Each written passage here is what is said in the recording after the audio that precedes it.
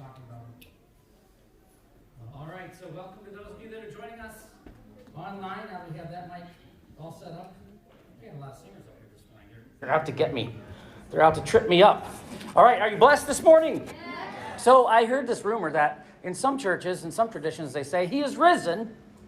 He is risen indeed. Well, you can tell which tradition you come from now. Right, he is risen indeed. Did I do it right? Because I didn't grow up with that. Should we try it again? Should we just move on? It's feeling weird now. He is risen. He is risen. All right, you guys did great. Fantastic. All right.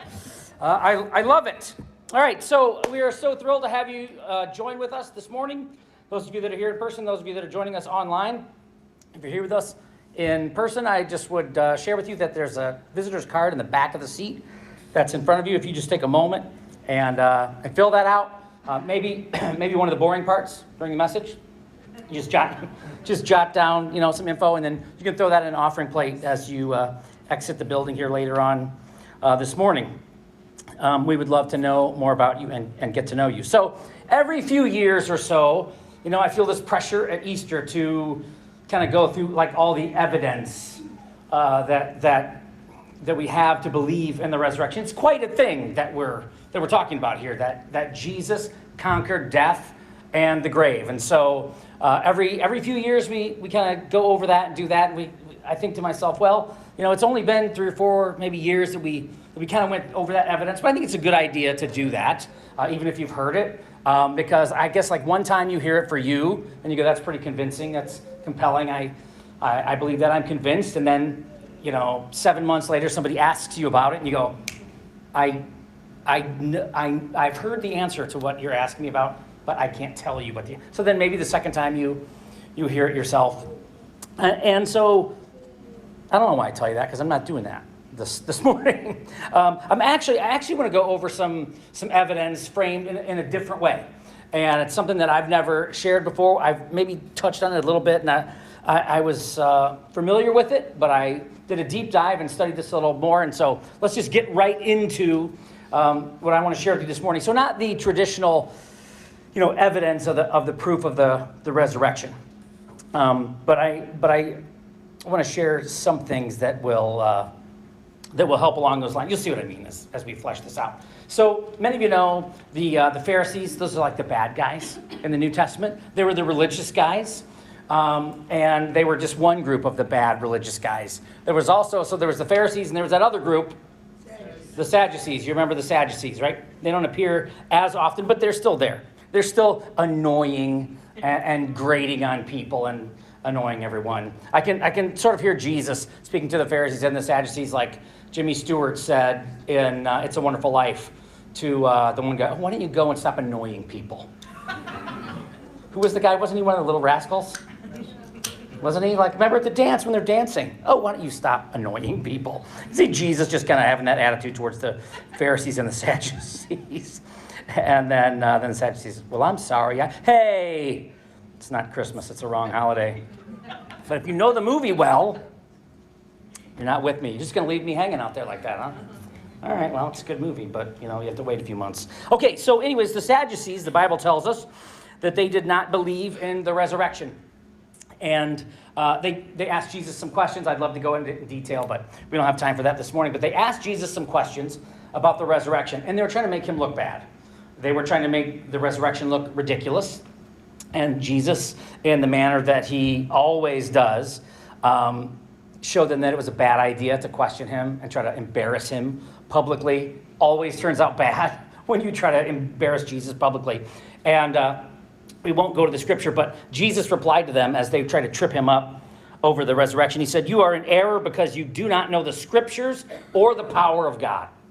Well, that's why we're here this morning. That's really why we're here every week, is we're celebrating the resurrection. So Easter is a big deal. But if there were no resurrection of Christ, there wouldn't be a whole lot of reason to come back, next week or the week after that. So everything we do is, the resurrection is the linchpin of everything that we do. I mean, there's some wonderful folks here at Lakeside. I would hang out with you on a weekly basis if the resurrection turned out not to be the case. But that's the reason that we're here. And so I know I've shared before, and many of you probably know, that I was going to say the Old Testament Jews, but also Jews today, don't have a clearly defined like afterlife. Not a real picture of heaven.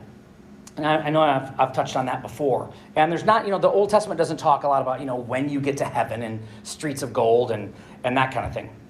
And so I began studying that a few weeks ago. I just started looking at this and said, let me see what happens if I look into this. And I found some amazing things really that I had some understanding of, but I learned a whole lot about this subject myself. So the question that I want to present to you this morning is, so the Pharisees believed in the resurrection. That's without any explicit teaching in the Old Testament about the resurrection.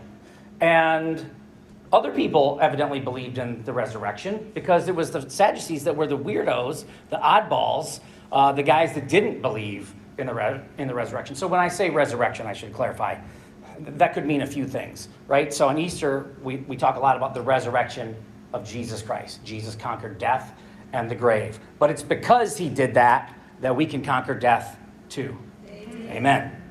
Right? So I'm talking about, and this particular passage is talking about the resurrection of human beings. In other words, is there life after death? And so I studied the scriptures and I looked at some things, and then I went to and found some Jewish readings on what is their position like. You've got to at least wonder, I know it's fuzzy, but what do they think? Is there heaven? Is there what? And a couple things that I read, non-Christian sources, Jewish sources, contemporary from today.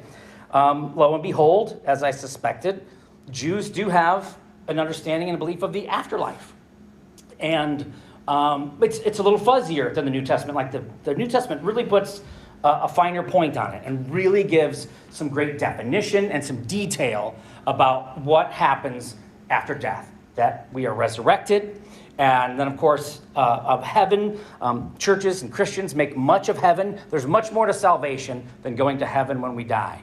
Is anyone in the place this morning? There's more to salvation than that. And so I want to kind of look at, and this might sound, I don't know, maybe dull to you.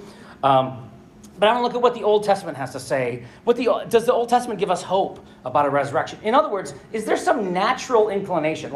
Is it weird to believe in life after death?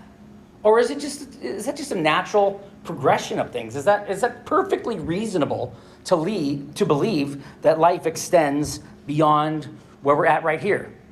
And so I want to, kind of wax poetic and maybe get a little philosophical on that, if that is all right. If it's not, it's all I have. I don't have anything else. I thank you for still laughing at that stupid joke. All right, one writer said this, that many believe the Old Testament and other Jewish traditions do not anticipate the resurrection of the dead, so the general resurrection of people. And then he goes on to say, without the expectation of the resurrection, the restoration of Israel would be something less than what the rabbis through the Torah had always intended it to be. And here, listen to this, the ultimate victory of the God of life. So, and so this source, this was a Christian source, but the idea here is that, Jews believed in an afterlife. It's fuzzy. It's not clear. It's like there's something after this. Well, what is it going to be like? We don't know. Even the New Testament, right? Christians have lamented. There's a whole chapter in the book of Revelation, but I need more details on what heaven is like. Well, we have way more in the New Testament than they have or had in the Old Testament. So it's just there's something. We don't know what it is, but there's, we're just believing that there's something. And I like how this author says it's just natural to believe in. And of course the Jews believe that demonstrates God's power over death, demonstrates the ultimate victory of the God of life. It's just a natural working of that. So why does anyone, or did anyone, Old Testament or Jews in the past, or even Jews today, believe that there's life after this life, if it's not explicitly stated in the Old Testament? Maybe it's just, some have accused the early Christians of, it's a recruitment technique, right? We'll just, if we talk about an afterlife and heaven and how great heaven's going to be, we'll get more numbers. We'll be able to recruit. We'll be able to recruit some more people. So that was a criticism, and it was said that, the Jews didn't really believe in an afterlife, and I want to take a look at that. I found this fascinating. I asked myself if you would find it fascinating, and my answer was, I really hope so.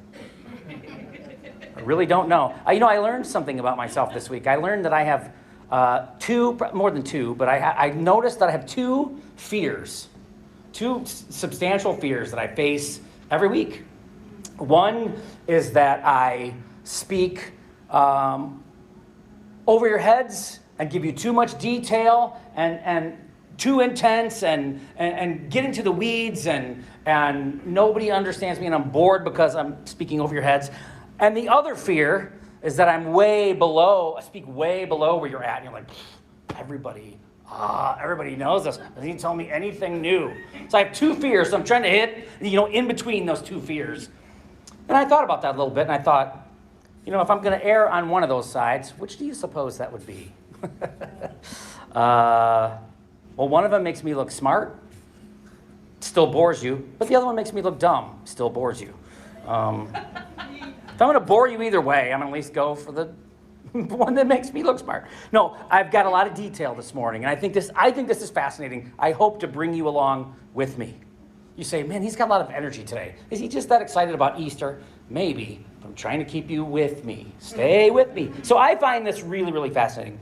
So Jews in Jesus' day believed in the resurrection, as do Jews today. So let's look at what the Old Testament has to say. Why is it the most natural thing in the world to believe that there's something beyond this life? And you say, well, that's being very, very general and not very specific. That's intentional, right? So we could talk about the resurrection of the righteous. We could talk about the resurrection of the unrighteous. I'm being very general on purpose here. That there is hope for life after this one. It's natural. It's normal. It's reasonable. And even if we look at the Old Testament, we can find that. I think it's fascinating. So one author said this, that the Old Testament writers do not speculate about what happens in the afterlife. Oh, this is actually a contemporary Jew, so not a Christian wrote this.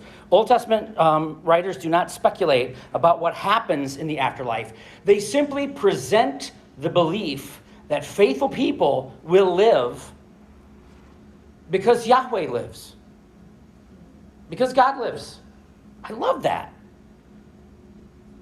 The writers of the Old Testament don't speculate about the specifics of what exactly happens in the afterlife, but they simply present the belief that faithful people will live because the God that created them still lives. I like that already. All right, so let's take a quick glance at some scripture here. Genesis 5:24. Many of you are familiar. The Bible states that Enoch walked with God, and then he was no more because God took him away. Doesn't say where he took him, right? So if you're a skeptic and you want to dig in and you want to argue about it, you could say, well, it doesn't say where exactly he took him away. Maybe God killed him. Well, that would be a little bit, it doesn't quite go with the verse. So Enoch walked with God, and then he was no more. The Bible talks about people, people passing, people dying. But it names Enoch specifically that he had a close relationship with God. Walking with God speaks of the idea that you're close to God. So Enoch had a great relationship with God, and then he was no more because God took him away. And the idea there is that Enoch didn't die. He was just raptured out. God just carried him away because of the relationship they had. So where did he take him? Did he raise him up into the clouds only to kill him there? Is that what happened? It doesn't give us a ton of detail, but it seems reasonable to think that Enoch was taken to a place where he had greater fellowship with God. He was taken from this world. Okay, so you're not convinced. All right, we move on. How about 2 Kings? 2 Kings, you know this fella. Now, Enoch isn't the most popular Bible character, but you may have heard of Elijah. The Bible tells us in 2 Kings 2 that just like Enoch, Elijah was taken up into heaven in a whirlwind, and Elisha, his disciple, saw him no more. Right? So he's a prophet, and he is lifted up into the heavens without dying, and enters presumably into the Lord's presence. Where did he go? What's he been doing? Where's he been hanging out? And then one of my favorites, and some of you, the Bible scholars in the place, when I said, I want to talk about the Old Testament and what it says about the resurrection. Some of you probably thought about this one. The book of Job, Job 19. If you know the story of Job, he was afflicted with many, many troubles. Specifically, I think relevant to this passage is physical ailments, boils and painful sores on his body. And in Job 19:25, Job says, I know that my Redeemer lives. This is Old Testament. I know that my Redeemer lives. That sounds like a New Testament verse. And that in the end, he will stand upon the earth. And after my skin, I got to look at this version that you have. And after my skin has been destroyed, yet in my flesh I will see God. Did you hear that? He's an Old Testament guy suffering, and he says, after my skin has been destroyed, yet in my flesh I will see God. Oh, this resurrection idea, that's a Christian invention. Oh, really? Because Job is the oldest book in the Bible, the oldest book written. Now, chronologically, it doesn't tell the oldest story. Like Genesis tells the oldest story, but it wasn't the first book written. So Job was written first of all Bible books. And so if it's an invention, if it's no Old Testament book is further from the New Testament than Job is, as far as when, what the belief is. If he's just making it up. And in the first biblical book ever actually penned, Job said, even after my skin's been destroyed, in my flesh I will see God. But I like, a Bible commentator said that it also could be translated. You could translate a couple different ways. One author said it could be written, and after I awake, though this body has been destroyed, and he says, apart from my flesh, I will see God. We could talk about that more in just a moment. All right? You're not convinced? All right. How about Samuel? In Samuel, I'm trying to do this quick. In Samuel chapter 28, King Saul is naughty, and he calls the witch of Endor, which he's not supposed to do, is against the law. And Saul, what a dope King Saul was. He needs direction, he needs guidance, and God's not talking to him. He said, God has turned his face from me, and God has abandoned me. And so, boy, if I really had my old buddy Samuel, the prophet, to talk to. So he calls a witch to summon the spirit of Samuel so that he can, get Samuel's advice. You'd expect Samuel's first words to be, what are you doing? You're not supposed to be doing, and he says something akin to that, I suppose. And scholars debate whether this was really Samuel or not. But it looks like many, if not most, believe that this actually was the spirit of Samuel that the witch brought, and it's a weird story because Saul couldn't see this person, but he's like, describe to me what you see. And then the witch, she freaks out because she's like, wow, my powers actually worked. That's crazy. Don't know what's going on. Like, this is real. So she freaks out, and then he's like, what's he wearing? And she describes what he's wearing, and then he freaks out. And so, we could debate on whether that was actually Samuel or not, but a lot of scholars believe that God allowed this to happen in this particular instance, and that she actually communicated to Saul. It's bad advice. Don't try this don't do this at home. Right? The Bible says not to do this. That's why there's debate about it. Don't do this. So how did it happen? Well, look, it appears as though God allowed it this one time. He was the king of Israel, after all. This was a special circumstance. And boy, oh boy, I can hear God saying, like, boy, oh boy, am I going to teach you a lesson, right? So Samuel comes back. But from where? Where was he? And why would Saul say, hey, would you conjure up the spirit of Samuel? So there was an understanding that Saul had, that Samuel existed still somewhere else. How about this? I'll move through this a little more quickly. Hosea, in the book of Hosea 13:14, Hosea said, I will ransom them from the power of the what? The grave. I will redeem them from death. Where, O death, are your plagues? Where, O grave, is your destruction? Right, so that's also quoted in the New Testament in reference to our resurrection, our subsequent resurrection. All right, so although there's no explicit teaching about the resurrection, or nobody comes out and says, hey, there is life after death, that's what I hear. I'm going to teach you about that now. There was an understanding, and there are verses that you go, wait a second, go back. What did you just say? That sounded like you're saying that there's something after death. Well, I don't know. It's just one verse. Let's move on. No. But you said something. It's kind of important what you just said. Can you give me some details? No details.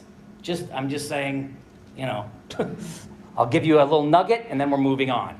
By the way, that is sort of how the Bible works, is God gives you shadows and clues, and he drops clues kind of through the Old Testament that they go, huh? What? And then when it comes to the New Testament, they go, oh, it all makes sense now. So that's natural that happened that way. How about Isaiah 25:8? He will swallow up death forever. Well, what are you talking about, Isaiah? Well, I can't go into that now. It's kind of important. You should go into it. What do you mean swallow up death forever? It's a big book. I got there's a lot of book to write.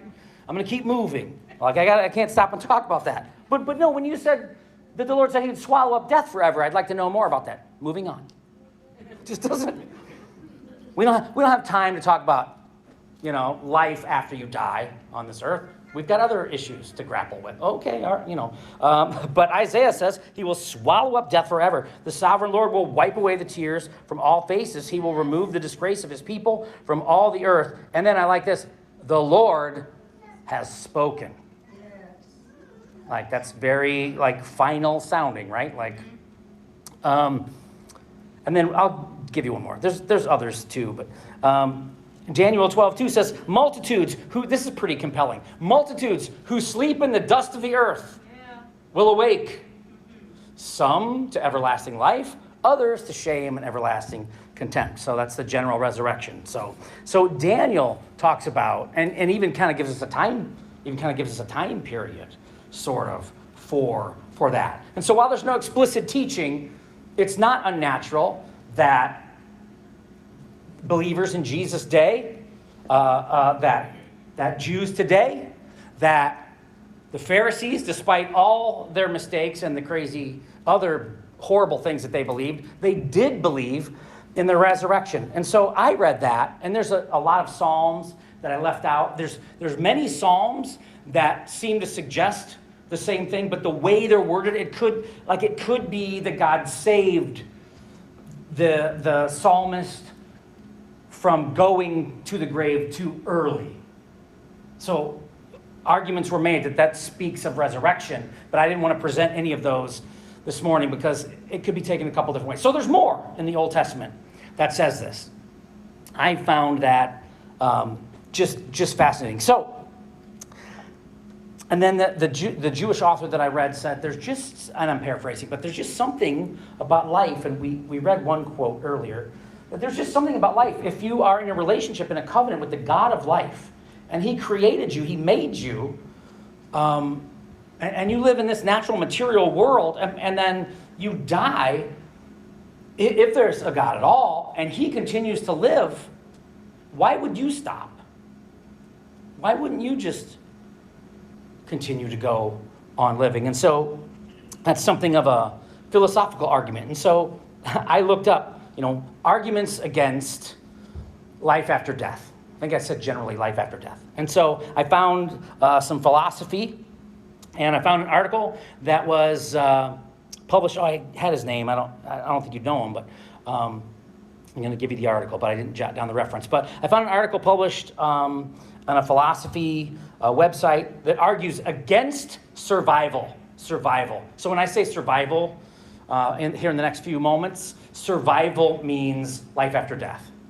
It's not surviving, a car accident or surviving cancer.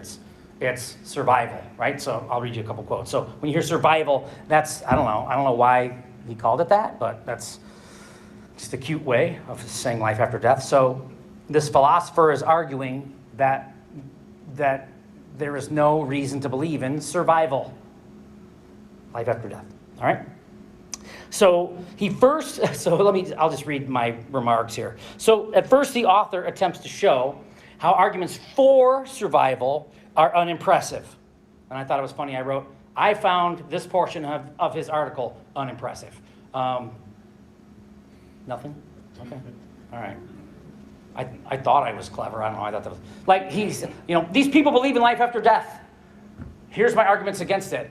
Uninteresting. Easy to shoot down. No big deal. Nothing to see here. Who cares? So I won't bore you with that. All right. Because you don't need a pastor to tell you that's dumb. All right.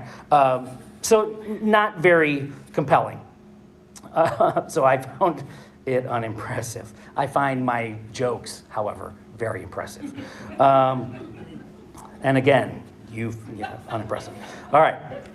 So then he moves on to arguments against survival. So people believe in life after death. He shoots them down. Not worth mentioning.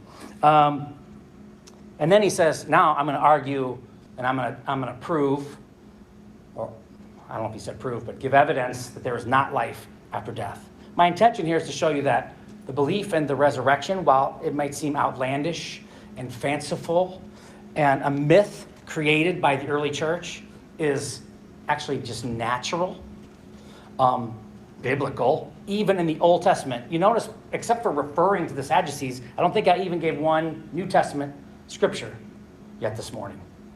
Right? Some of you are waiting for your favorite New Testament, Easter verses.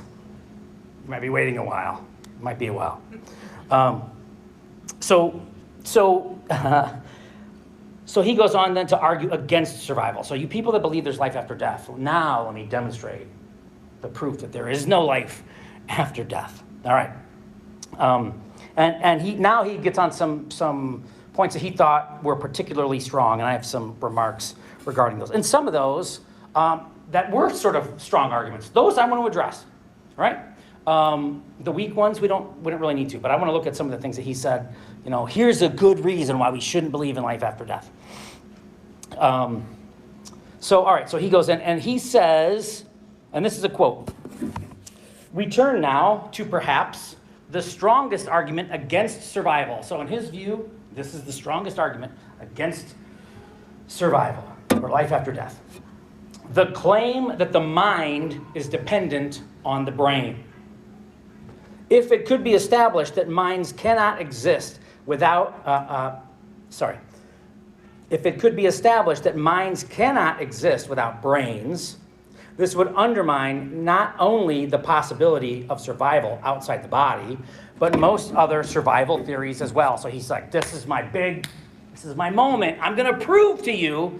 And his big thing, his strongest argument is that the mind is connected to the brain in such a way that if the brain, flesh, material, natural, is somehow diminished, the mind ceases to exist as well, right? So you probably have some thoughts about that as Christians. In other words, he believes that there is no mind without the body.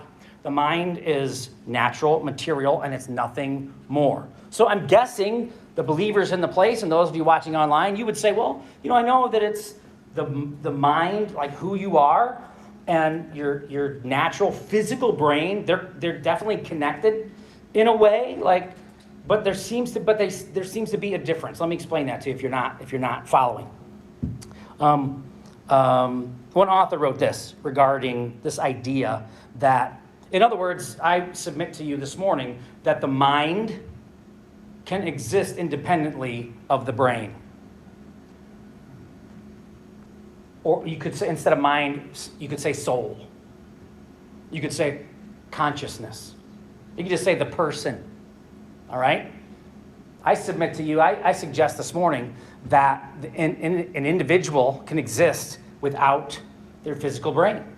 His argument goes on to say, once you die and your brain isn't working anymore, then your soul, your conscience, your mind, spirit, whatever, that's dead too.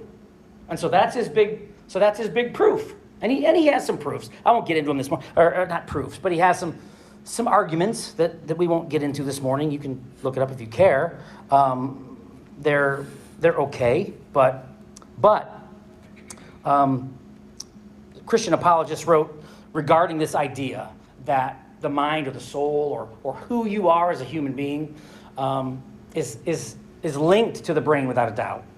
But if the flesh dies, it doesn't mean it's over for you. That's the idea. So hear what they said.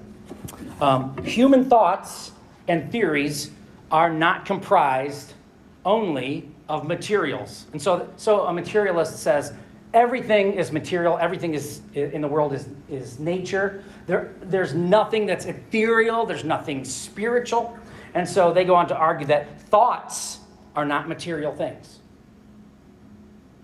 They're not comprised of material. You can't say, well, what is that thought made of? Well, it's 3 parts iron and 4 parts, these minerals or whatever, right? So everything isn't material. Well, now you're just picking. Well, hang on. Chemicals are certainly involved in the human thought process, but they cannot explain all human thoughts. The theory of materialism isn't made up of molecules. I think that's funny. Likewise, someone's thought, whether they be of love or of hate, are not chemicals, right? So brain scans, maybe you think about someone that you love and certain parts of the brain light up, and maybe you get into hatred. You wouldn't, because you're Christians, and so you don't do that. But maybe another part of the brain lights up, and so the author's argument here, this Christian author's argument here, is that love, while it's involved in the brain and other emotions and other thoughts, they seem to be independent, because what's love made out of? What is the chemical composition of hate? Or how much does love weigh? The brain seems to be involved, but the brain doesn't speak for all of it. There's something present in life that goes beyond chemicals and matter. There's something else that seems to be there. All right. Wake up your neighbor, maybe elbow them or whatever. All right. So I started thinking about consciousness, right? So I looked up consciousness, and I found a whole bunch of things and I looked up some atheists on purpose, their thoughts of consciousness. Some of you might know Sam Harris. He had some very interesting things to say. Sam Harris, an atheist, and he said, he was talking about consciousness, and he said, I don't know how to define consciousness. I read it for quite some time, and then I said, enough already. They kind of know what that is. Let me move on. But I'll just say it's that part of you that seems to go beyond chemicals and natural stuff. There's something, and it'll become more clear here in just a minute. So atheist Sam Harris said that the consciousness, or being aware, is sort of like a miracle. And I went, oh, well, hold on, excuse me a second, back up. Did you just say, you're an atheist, did you just say that consciousness is like a miracle? And I didn't need to back it up, because he said it again. And then I watched another video with Sam Harris where he was talking about similar topics, and he said, this idea about our conscience, it's something like a miracle. Like, why? You're stealing our language. You're an atheist. Get your own language. You borrowed that from us. You might tear us down over it, but you borrowed it from us. And that's a way of saying, I have no idea what this is. Right? And so much of what I found on consciousness, you could do this, don't do it now, but later you can check this out. If you look up consciousness and what's the definition of consciousness or whatever, you will see, I saw numerous things, I didn't count them, but many things that describe consciousness, and the title was The Problem of Consciousness. Like if everything is matter, and everything is natural, and everything is just chemical reactions, and everything is just, materialistic firing of natural processes, then what's the conscious? What is consciousness, rather? So it's the problem of consciousness. Continuing, these authors continue to write, these Christian apologists said, if life were nothing more than materials, we'd be able to take all the materials of life, which are the same materials in dirt, and make a living being. But we cannot. And I thought this was key. Materialists cannot explain why one body is alive and another is dead. You say, well, that's dumb. I can tell if somebody's alive or something. You might be able to tell if somebody's alive or dead, but what is it that makes someone alive or dead? Is there a chemical? Is there some kind of natural react? What is it? Well, there's a life force. Well, that sounds very, ethereal and spacey and unscientific. Materialists cannot explain why one body is alive and another is dead. In a debate about the existence of God, atheist Peter Atkins admitted that explaining consciousness was a great problem for atheists.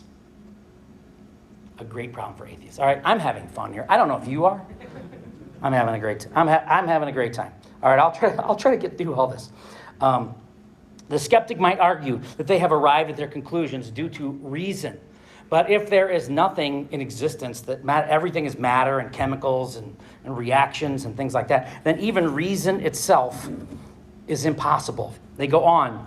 If mental processes, and I think this is key. Stay with me here. You've been with me this whole time. Don't leave me now. If mental processes are nothing more than chemical reactions in the brain, then there is no reason to believe that anything is true. He goes on. Chemicals can't evaluate whether or not a theory is true. Chemicals don't reason. Chemicals react. Chemicals can't evaluate whether or not a theory is true. You know what? You say, I don't believe that. Well, what are you basing that on? Chemicals? Natural processes? Something fired in your brain but didn't fire in somebody else's brain? In other words, the very idea of reason and consciousness and thought, the natural world is involved. Chemicals are involved in that. We understand that. But there's something more. There's something more to it. Chemicals can't evaluate whether or not a theory is true. Chemicals don't reason, they react. I thought of that before too. If it's all just chemistry and chemicals and natural processes, then why don't we all think like almost exactly the same thing? We could vary a couple things, right? But why don't we all think the same thing? Because there's that pesky part. There's that squirrely. I don't want to say squirrely. That's the wrong way to phrase the spirit part of who we are. Do you see where I'm going? You see? I'm not going there. I've arrived. It's not outlandish to believe in life after death. It's not a Christian invention. It's sort of the natural. It's a very natural birth from the Old Testament, birth from, I say, reason, different philosophical arguments give strong evidence that there is reason to believe that there is something after this life. Then finally, thinking that the issue was settled. Okay, so I gotta get past that. All right, you still with me? Do we need to stand up and stretch? All right. Okay.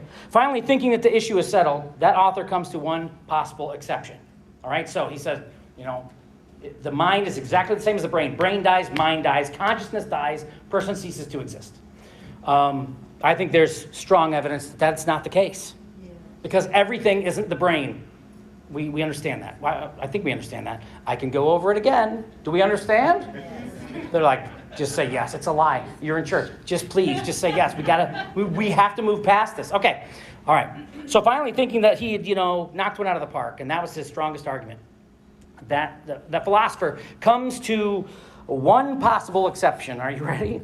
He says, the dependence of mind on brain rules out survival outside the body. All right, so brain dies, you're gone forever. It rules out the idea of reincarnation and impersonal survival, right? There is, however, one form of survival that would not be affected by the dependence of the mind on the brain. Can you guess what that is? The resurrection of our current bodies by God. Now, I think we addressed his strongest argument. You might want to go online later where you can hit rewind, right, and absorb some of that. But then he goes on, like after that he says there's only one possible exception to that, and that is the idea of the resurrection. That's why we celebrate on Easter. Now, he went on to make sort of a weak argument against, like, this is why the resurrection can't be real. And it's again, it's pretty weak. You're like, you say that. You can't just say that. You can't present arguments and evidence and then say, well, what this other guy said, it was silly and we're not even going to take the time. Can't I?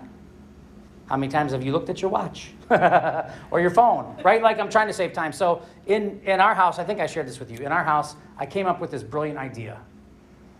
Some people will be known for their great inventions and philosophical ideas and their great wisdom.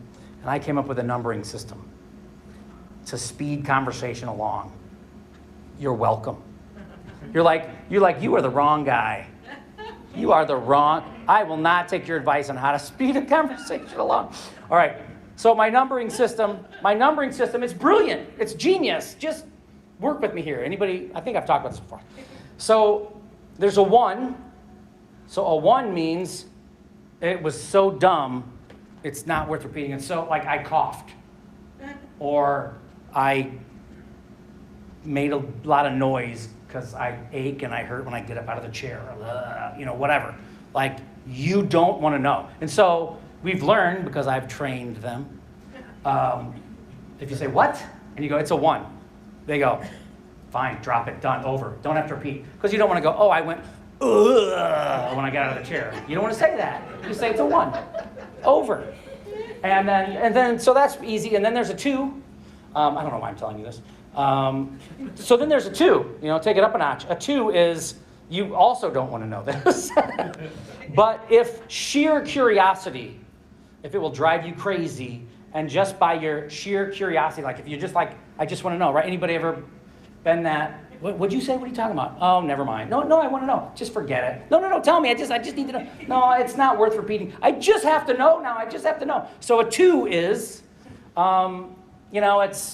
it's probably not worth mentioning, but if curiosity is going to keep you awake or make you annoyed with me, then I will tell you, but I'm warning you now that you're going to roll your eyes and be angry when I tell you the thing that you just asked me to tell you. So that's a 2. It's like, I'll tell you if you really want to know, but you'll still kind of be irritated with me. And I thought it was such a great system, but there never needed to be a 3. Because a 3, you would just go ahead and say the thing again. So it's really only a 1 and a 2. That's my life's achievement. That's what I've brought to the world. I feel like, for my part, I've left the world a better place than I found it. There's less fights and arguing and eye-rolling, to be sure. In fact, Tori used my system yesterday. I was so proud, but she said it was a 0. It's not part of the system at all. I think that means I'm not going to tell you, no matter what you do. I'm not quite sure, but I was just thrilled that she used the numbering system. It was that stupid, but useful. And so I couldn't help but think about that when I said, oh, this guy had some other arguments against the resurrection. We could take the time. You would eye roll. It's probably a 2, right? You would eye roll and go, yeah, that's kind of dumb, right? So we won't take the time. So if it seems like I'm giving all my evidence and then like not giving the just evidence for the other side, it's because it's a 2. I gave you the strongest evidence. He said, what's the strongest evidence? And then I think we showed that the Old Testament, philosophical reasoning, and other examples as well, Jewish history, both Old Testament, the Jews in the New Testament, and Jews today, like this idea that life goes on after this, is the most natural thing in the world to believe. I imagine there are those that go, yeah, this Easter business, we like the chocolate and the rabbits are fun, but this whole resurrection thing is outrageous. Now, it wouldn't be Easter if I didn't at least mention that the resurrection is a game changer, right? So even in the Old Testament, when the Bible speaks or hints at, it only hinted to the Jews that there was something after this life. Like it was sort of a stay tuned kind of a message. And that is that life comes through Jesus Christ, right? Even Daniel said in the Old Testament, there's a general resurrection. Everybody's getting up. But believers, the redeemed, those that have put their faith and trust in Christ, enter into eternal glory with the Lord and enter into his presence. I summarized this Jewish author, my own words, but I sort of wordsmithed it to kind of give the same idea. All of life seems to want to push forward. Think about that. Everything we do, there's a drive forward. Now we've got our lazy days, like we've got our Netflix days, right? We have those times, but those don't last forever. They don't, there's something in us that says, all right, that was fun or wasn't fun. Now it's time to get up and move forward. We have our backwards days or our idle days to be sure, but generally life is a forward motion. I'll be more clear on that.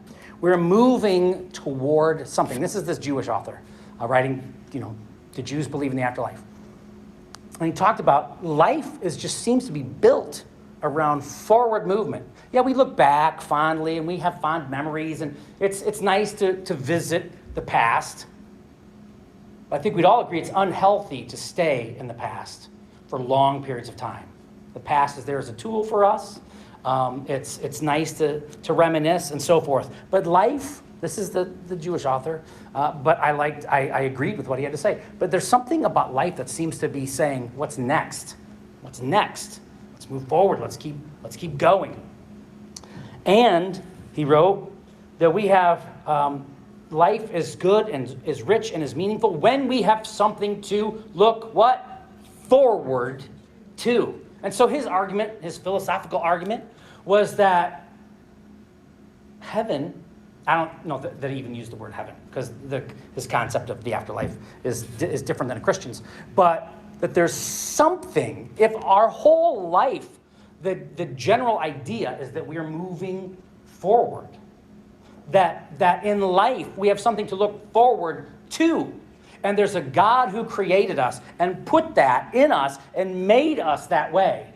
Wouldn't it only be natural that some afterlife, like after this one, that something would be next?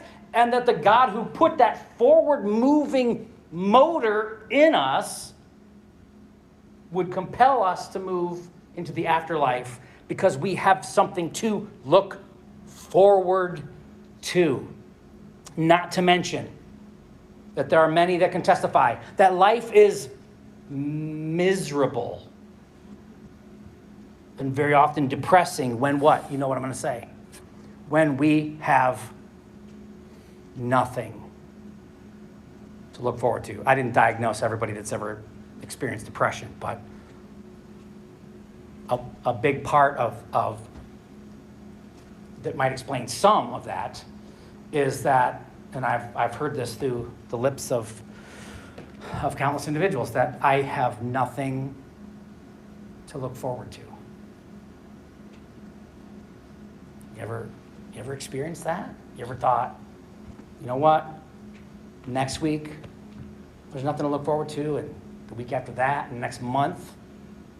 Like, it seems to suggest that the way we're designed, we have to have something to look forward to. It seems very natural, and God is our designer, and he's the one that made us that way. And if we feel helpless and distraught and miserable when we have nothing to look forward to, then isn't looking forward an indication of not only our design, but where we're headed? And I've got news for you this morning, friends, that the hope of the resurrection, or rather the resurrection, provides hope for each and every one of us. That life in Christ, that he conquered death, hell, and the grave.